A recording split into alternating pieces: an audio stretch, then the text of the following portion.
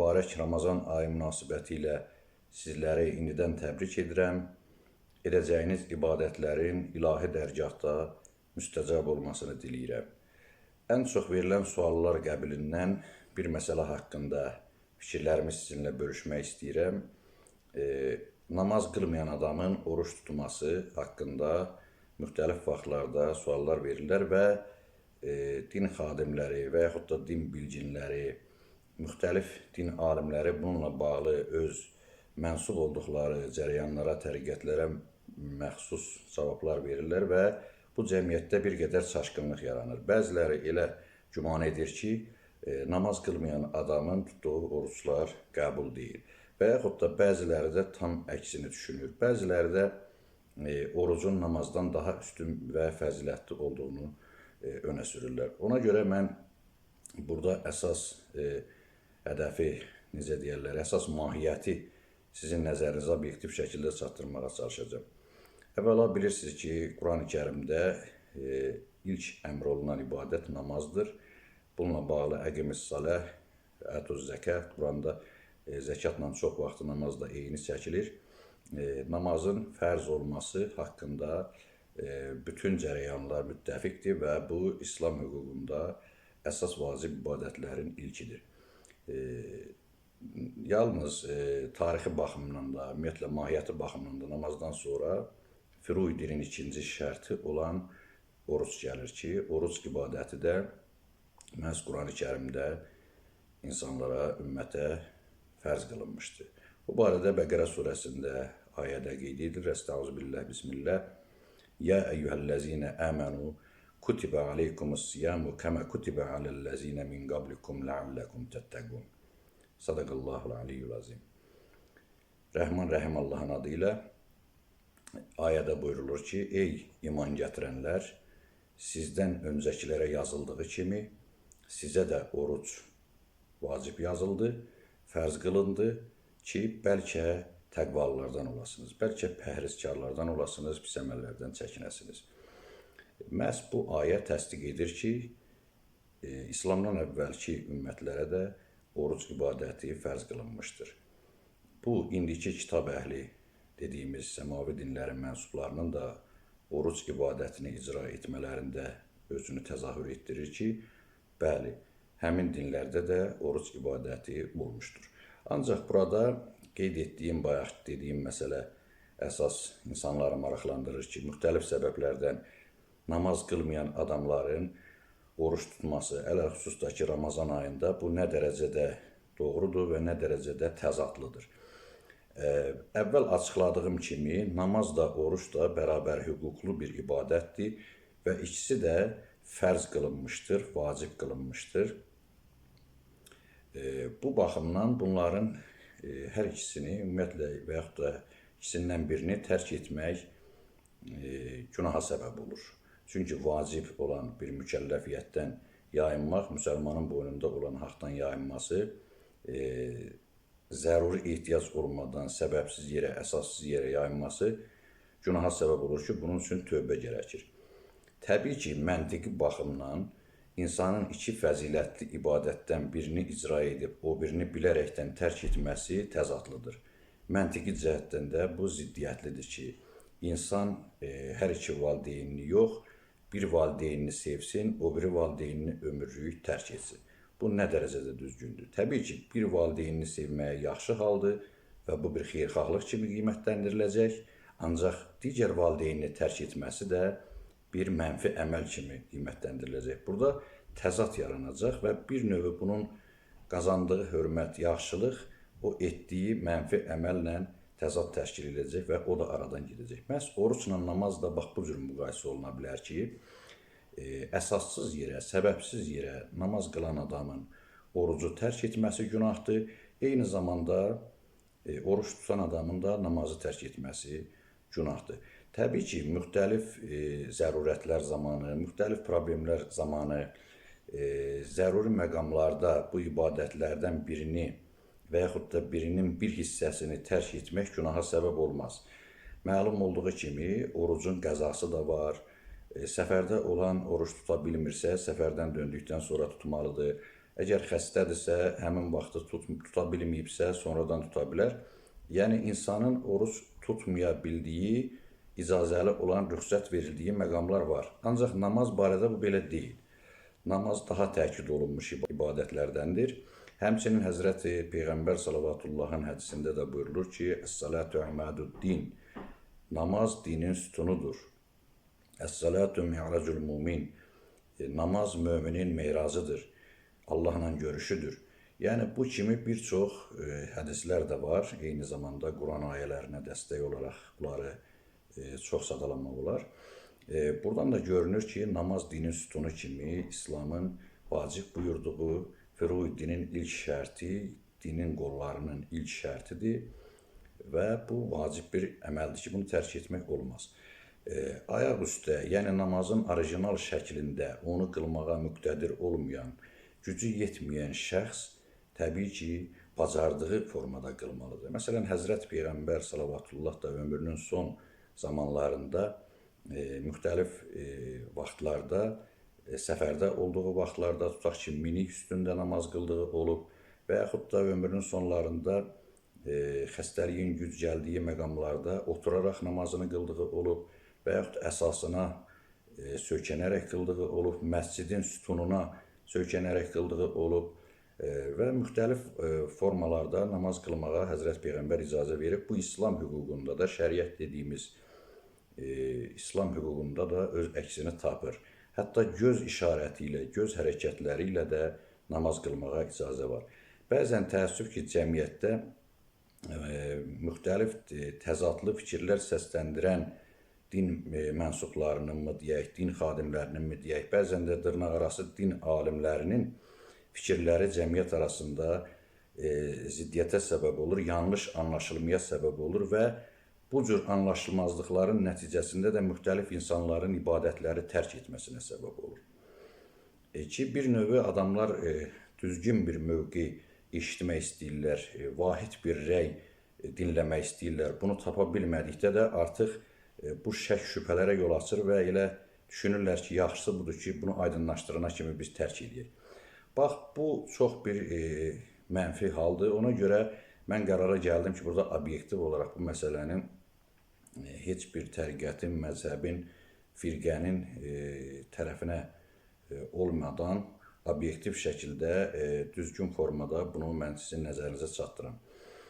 Məsələ ondan ibarətdir ki, namaz qılmayan adam oruç tuta bilər. Ancaq baxır, araşdırmaq lazımdır ki, o namazı nə üçün qılmır? Yəni, hər şeyin mahiyyəti, səbəbi var. Təbii ki, səhlənkarlıqdan qılmırsa, bu şübhəsiz ki, günahdır. Bir tərəfdən savab qazanır, oruç tutmaqla, bir tərəfdən günah edir. Bir tərəfdən Allahın bir əmrini icra edir, o biri tərəfdən Allahın digər əmrini tərk edir. Təbii ki, bunun günahı var. Amma bir şəxs də var ki, namazı inkar edir. Namazın əhəmiyyətsiz olduğunu qəbul edir.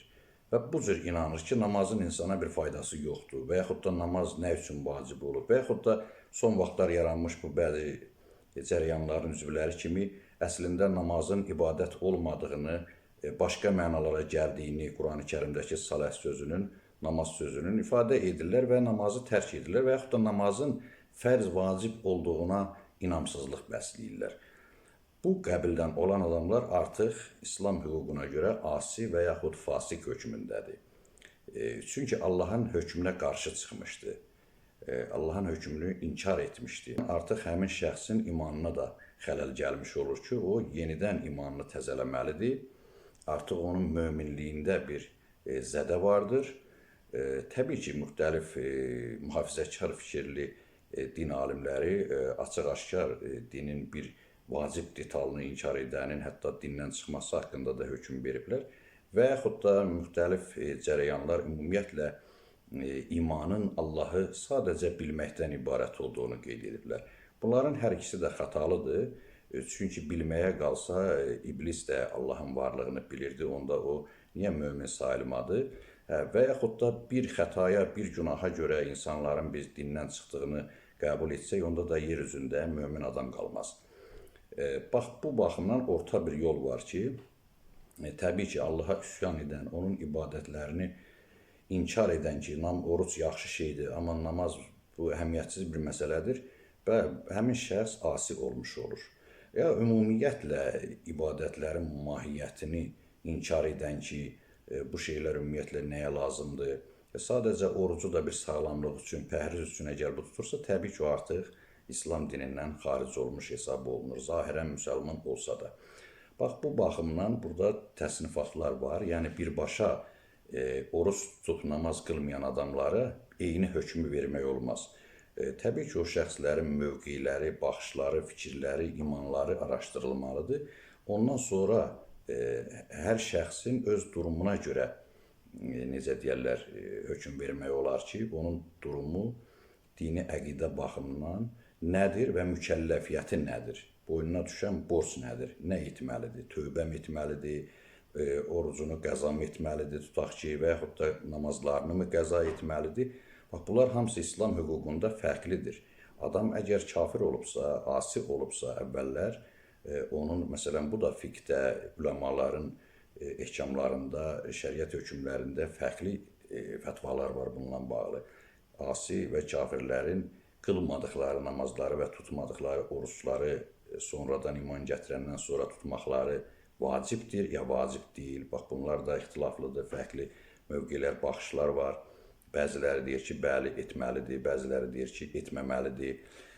Yəni, bax, bu ümumiyyətlə bu fikirləri, bu rəyləri hamısını cəmləşdirsək, deyə bilərik ki, elə öz cəmiyyətimizdə götürək, əksəriyyət insanlar, bəli, imanlıdır, onlar əksəriyyəti Allaha da üsyan etmirlər, inanırlar, tam detalları ilə əqidə, əqaid məsələlərini bilməsələr də, kəlam elminə bələd olmasalar da belə, ümumiyyətlə ənənədən süzülüb gələn formada İslam əqidəsinə etiqad etdiklərini ifadə edirlər, Qurana inandıqlarını deyirlər və oruç tuturlar.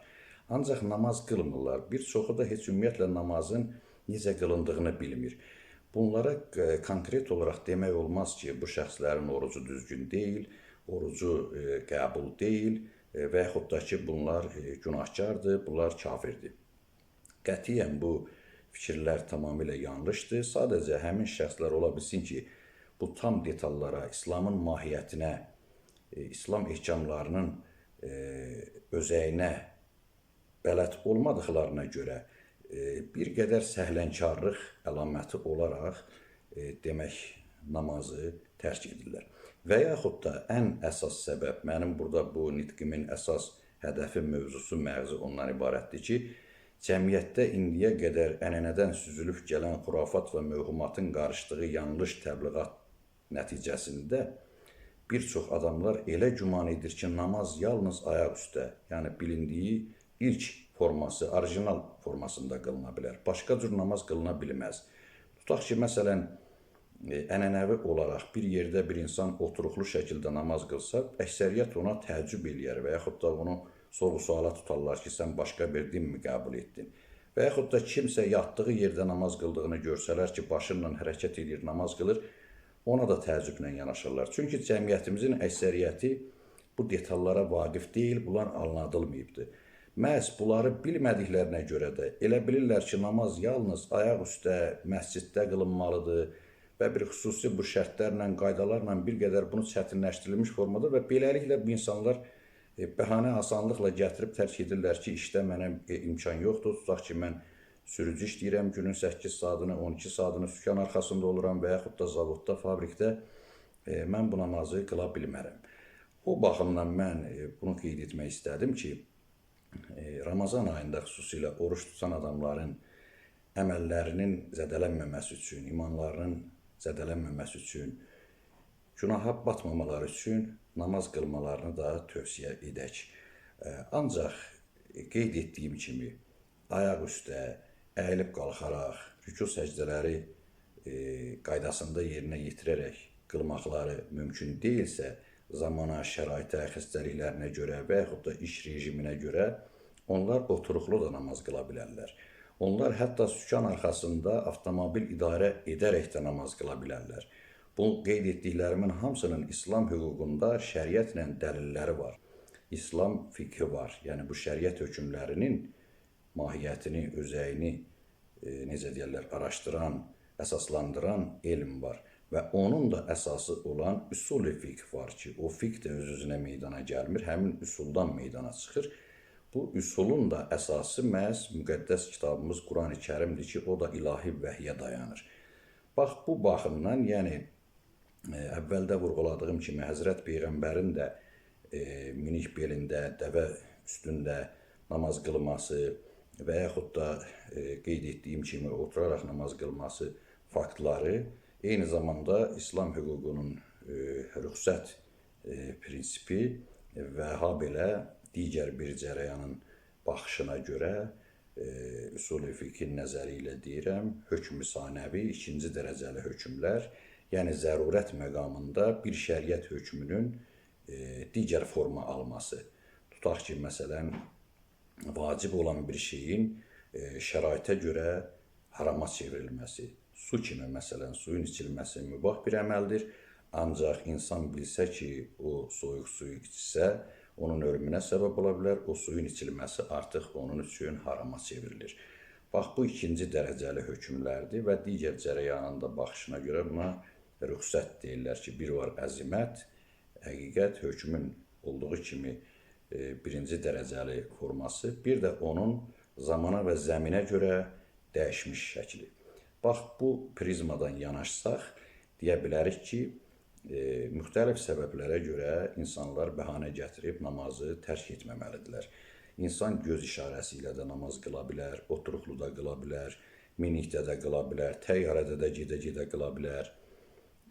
Yəni, bütün bu qaydaların hamısına icazə də var, necə deyirlər, bunun yolları, metodları da var. Ancaq tərk etmək daha ağır bir məsələdir. Yəni, birbaşa tərk etmək, xüsusən də ki, oruç tutan adamın heç olmasa o oruç tutduğu ərəfədə, Ramazan ərəfəsində belə namazlarını tərk etməsi, heç bir formada namazı yerinə yetirməməsi, hər iki ibadətin qəti hökmlə Quranda Allah tərəfindən vacib edildiyini nəzərə alsaq, təzad təşkil eləyir, bu bir növü ziddiyyətə səbəb olmuş olur. Ona görə mən hesab elədim ki, insanların oruç tutaraq ancaq namazı tərk etmələrinin səbəbi namazın bax bu qeyd etdiyim formalarda da qılınmasını ya bilməməklərindəndir, ya da çaşbaş qalmaqlarından bağlıdır. İbadəti tərk etmək, bilirsiniz ki, bu da ağır bir günahdır, qəsdən tərk etmək də günahdır və düşünmək ki, mən namazı ayaq üstə necə əvvəlki qaydasında qıla bilmirəmsə, artıq mən elə bilə-bilə bunu qəzaya verim. Bax, bu da günahdır ki, namazı bilə-bilə vaxtını ötürəsən, qəzaya verəsən. Ona görə də insanlar qeyd etdiyim şəraitdə namaz qılmalıdır. Yoxsa elə adam ola bilər ki, ömür boyu çalışdığı iş və yaxud da xəstəliyi ona qətiyyən imkan verməz ki, o ayaq üstə dursun və hamı kimi namazını qılsın. Bəyəm onda bu namazı ömürlük tərk etməlidir? Təbii ki, etməməlidir. Bunun yolları, qaydası var və yaxud da deyək ki, sürücülər var, məsələn, nəqliyyat idarə edirlər. Bunlar elə demək olar ki, bütün sutqanı nəqliyyat arxasında olurlar. Şübhəsiz ki, nəqliyyat idarə edərkən də o demək deyil ki, insan bir qəziyyət səbəb olsun və yaxud da fikrini ibadətə versin. Bu cür yox. Təbii ki, köməkçisi vasitəsilə dəyişə bilərlər. Yəni, hansı ki, daim hərəkətdədir, dayanma imkanı yoxdur və yaxud da avtomobil sərnişinlərlə doludur, o saxlayıb sərnişinləri yubada bilər. Bəzən də belə fotolara, paylaşımlara rast gəlirik. Burada da çaşqınlıq yaranır, insanlar müxtəlif fikirlər səsləndirir. Bax, bu vəziyyət yaranmaması üçün bəziləri deyir ki, riyakarlıqdır, ibadəti reklam etmək olmaz və yaxud da cəmaatın narahatlığına səbəb olar. Bəlkə avtomobildəki sərnişinin bir xəstəsi var, ora tələsir. Bu da dayanıb sürücü avtomobilin ya içində, ya yolda namaz qılır. Bunlar da doğru deyil. O baxımdan qeyd edirəm ki, yəni adətən uzaq məsafəyə qət edən sürücülər köməkçilərlə yola çıxırlar və yerlərini dəyişərək el avtomobil gedə-gedə demək onlar növbəli şəkildə namazlarını qıla bilərlər. Həmçinin xəstələr xəstəxanalarda yatdıqları yerdə namazlarını qıla bilərlər. O cümlədən digər işlərdə çalışan adamlar da deyək ki, qeyd etdiyim formada oturuqlu vəziyyətdə ibadətlərini edə bilərlər.